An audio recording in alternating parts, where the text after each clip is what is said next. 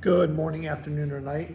This is going to be the second part to my intro video about square roots and squares.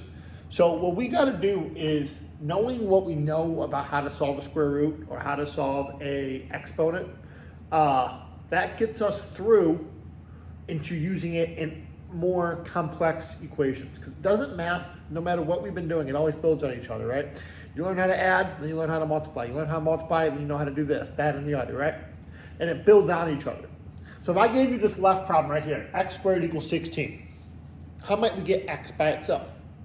Well, hopefully you remember, to get rid of an exponent, you got to do the square root, right? And if you do the square root to both sides, the square, or the exponent of 2, and the square root cancel each other out because they're inverse operations. So these guys cancel out. So we're just left with x equals, and then whatever the square root of 16 is. And what's the square root of 16? Hopefully you all said 4, right? And then we can move on to the next problem. Now the next problem looks just like this, but you see it has something added with it. It also has that plus 8. Well, I don't want to find the square root of 8, not yet. We got to get x by itself. Remember, whenever we solve these equations, we always get rid of the guy that's not touching first, and then we come back to whatever operation is directly affecting the x. That 8 doesn't affect the x yet. So why don't we get rid of it? How do we get rid of plus 8? You might be able to tell me, subtract 8. Let's put that in green. Subtract 8. Those guys cancel. Then we get x squared equals 36. And now that problem looks like this problem, and we should be able to solve it. How do we get rid of an exponent? Do the square root function. Those guys cancel. So we get x equals whatever the square root of 36 is, which is 6. Pretty nice and simple, right? And then we go one more step over, where we have one extra step. What we're doing is we're going to solve that problem using the same logic as before. That 3 directly modifies that x. That exponent directly modifies that x. But what doesn't modify it? What doesn't modify it directly? That minus 4. So how do we get rid of minus 4? Add 4 to both sides of the equation. Now we drop down our 3x squared equals 8 plus 4 is 12. And now that problem, again, has 2 operations in it. It has a multiplication operation, and it has an exponent operation. Well, when we think about PEMDAS, we think about PEMDAS like parentheses, exponents, multiplication, division, adding, and subtracting, right? Those are the 4 different parts. I know I said 6 things, but because multiplication and division are the same, adding and subtracting are the same. When we evaluate this eventually, what directly modifies it first? The square, or the exponent, modifies it first. So that means we got to handle the second part to get rid of it. So if the exponent modifies it first, we got to mess with this 3. How do we get rid of this 3 out front?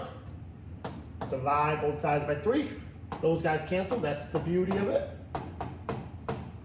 And now we have a problem that looks just like the 2 problems before. And then we can square root, x equals 2. I'll circle my answers too. See how it just builds on top of each other? The problem gets a little bit longer, but it just builds on top of each other. Now let me move this down, and let's get you one problem to do on your own. Okay? Let's move that a little bit farther. We can't see it. Let's do, I just did a 3, didn't I? Let's do negative 5x squared plus 12 equals